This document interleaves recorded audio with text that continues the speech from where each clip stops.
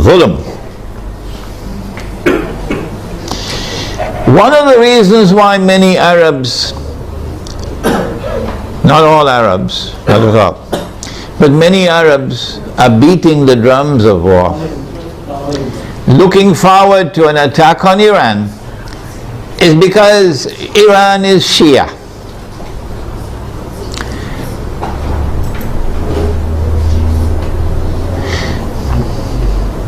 They hold the view that Shia are kuffar, and hence it is permissible to launch war on the kuffar, the disbelievers.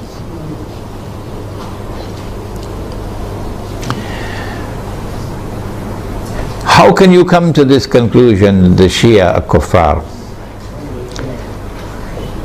If the Shia are kuffar, then there must be some ijma' or consensus of opinion on that subject. That consensus has never been achieved in 1400 years. Why?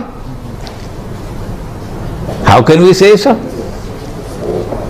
Here is proof. This is not the only proof, but this is adequate.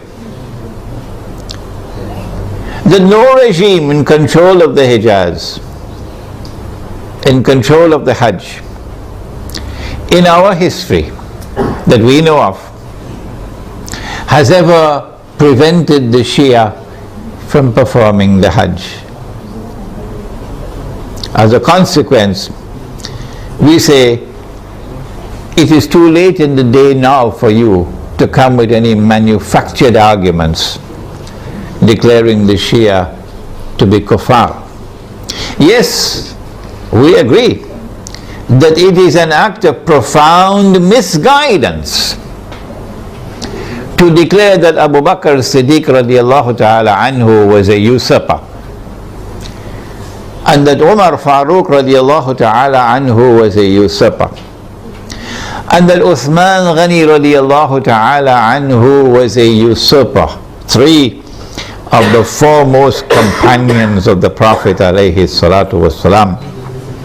It's a massive vote of no confidence in the Prophet himself alayhi salatu wasalam. And we say of those who insist that these three companions of the Prophet alayhi salatu wasalam were usurpers, we say you are profoundly misguided. But we never say that you are not Muslims. You still are our Muslim brothers.